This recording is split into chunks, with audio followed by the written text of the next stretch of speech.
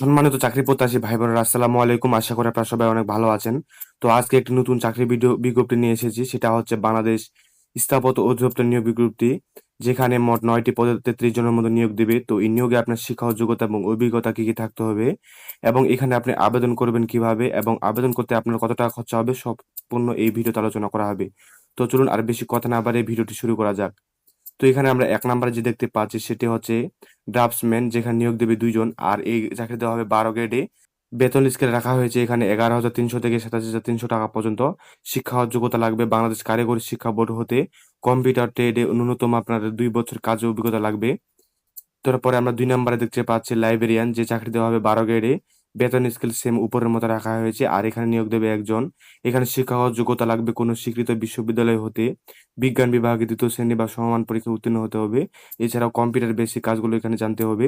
তো 3 নম্বরে আমরা দেখতে পাচ্ছি ষাট লিপিকার কাম কম্পিউটার মুদ্রা, যেখানে নিয়োগ দেবে 1 জন। আর এখানে বেতন স্কেল রাখা হয়েছে 11,000 থেকে 26,590 টাকা পর্যন্ত।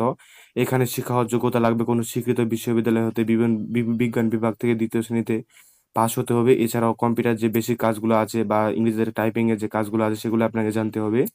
তো 4 নাম্বার আমরা দেখতে পাচ্ছি ষাট মুদ্রাক্ষরিক কাম কম্পিউটার অপারেটর, যে চাকরি দেওয়া হবে 14 গ্রেডে, এবং এখানে বেতন স্কেলে রাখা হয়েছে 10,200 থেকে 24,680 টাকা পর্যন্ত। এখানে নিয়োগ দেবে 3 জন।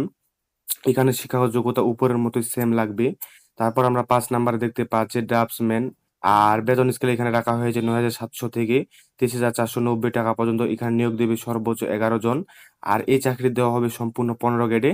এখানে শিক্ষাগত যোগ্যতা সম্পূর্ণ উপরের মতো লাগবে। তবে এখানে যদি আপনার ডিপ্লোমাধারী হতে পারেন বা সিভিল বা আর্কিটেকচার ডিজাইনে যদি অভিজ্ঞ থাকতে পারেন, তাহলে এখানে আপনি বেশি প্রাধান্য পাবেন।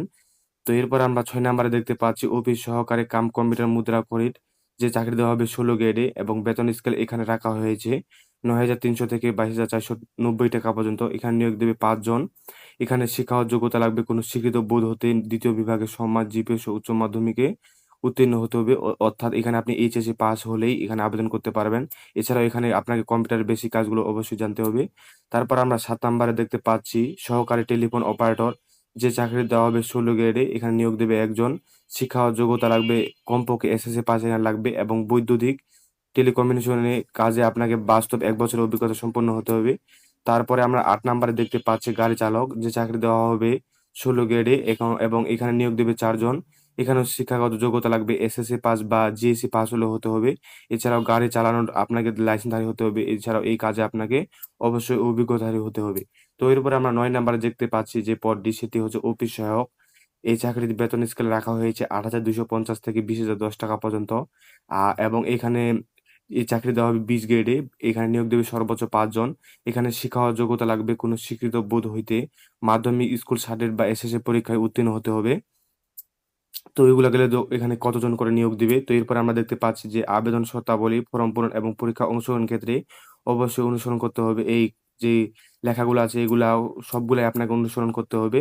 তো এখানে হাইলাইট করার পয়েন্টের মধ্যে দেখতে পাচ্ছি আমরা যে 1/7 তারিখের মধ্যে ন্যূনতম সর্বোচ্চ বয়স 18 থেকে 32 বছর হতে হবে। এছাড়া 5 এবং 4 গ্রেডের শূন্যপদের জন্য স্থাপত্য অধিদপ্তরের বিভাগীয় প্রার্থীদের ক্ষেত্রে বয়সসীমা সর্বোচ্চ 5 বছর শিথিলযোগ্য। বয়স প্রমাণের ক্ষেত্রে কোনো এফিডেভিট এখানে গ্রহণযোগ্য হবে না।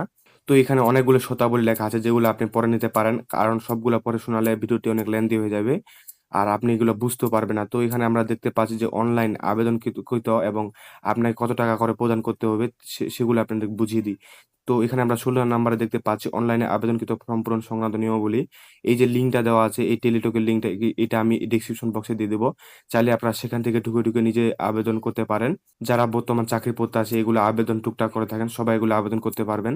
তো আবেদন ফর্ম পূরণ জমা দানের শুরু তারিখ হচ্ছে 15/7/2026 তারিখ সকাল 10 ঘটিকা হতে। আর আবেদন ফর্ম পূরণের শেষ তারিখ হচ্ছে 6/8/2026 তারিখ। আর এটি শেষ হবে বিকাল 5 ঘটিকার মধ্যে। আর আবেদন করার পরবর্তী 72 ঘন্টা সময়ের মধ্যে কিন্তু আপনারা এখানে আপনাদের নির্দিষ্ট ফিটি এখানে প্রদান করতে পারবেন। তো এখানে আবেদন ফর্ম পূরণের ক্ষেত্রে 1 ও 2 পদের জন্য এখানে আপনাকে 150 টাকা দিতে হবে। টেলিটক সার্ভিস চার্জ এখানে 18 টাকা, সর্বমোট আপনাকে 168 টাকা দিতে হবে। 3-4 পদের জন্য এখানে 100 টাকা, এবং টেলিটক সার্ভিস এখানে 12 টাকা, সর্বমোট 112 টাকা দিতে হবে এবং ক্রমিক 9 পরীক্ষার জন্য এখানে 50 টাকা আপনাকে দিতে হবে এবং সার্ভিস চার্জ হচ্ছে 6 টাকা। সর্বমোট আপনাকে 56 টাকা দিতে হবে ফি। তো এগুলাই, এখানে আর বেশি কিছু বলার নাই। এগুলো আপনারা যারা চাকরি প্রত্যাশী এগুলা দেখলে আপনারা বুঝতে পারবেন। আপনাদের বেশি কিছু বুঝিয়ে দেওয়ার আমি প্রয়োজন বোধও মনে করি না। তো এগুলা গেলে তো উপরে কিভাবে আপনারা অনলাইনের মাধ্যমে আবেদন করবেন। তো এখানে আমরা দেখতে পাচ্ছি যে আপনাদের হাতের যে বাটন ফোনগুলো আছে সেখানে ঢুকে ফোনের মাধ্যমে কিভাবে আবেদন করবেন সেইগুলা, এই প্রসেসগুলো লেখা আছে। এগুলোর মাধ্যমে কিন্তু আপনারা নিজে ঘরে বসে আবেদন করতে পারেন। তো আপনাদের যেমনটা বললাম যে সম্পূর্ণ লিঙ্কগুলা কিন্তু আমি ডেসক্রিপশন বক্সে দিয়ে দিব। চাইলে আপনারা সেখান থেকে ঢুকে নিজে নিজে আবেদন করতে পারেন এবং ফিও প্রদান করতে পারবেন টেলিটক সিমের মাধ্যমে। তো এছাড়াও যদি এখানে আর অন্য কিছু বুঝতে অসুবিধা হয় তাহলে অবশ্যই কমেন্ট করবেন। সেক্ষেত্রে আমি কমেন্টে রিপ্লাই দেওয়ার চেষ্টা করবো ইনশাল্লাহ। তো আজকের এই চাকরির ভিডিওটি এ পর্যন্তই। দেখা হবে পরবর্তী কোনো চাকরির ভিডিওতে।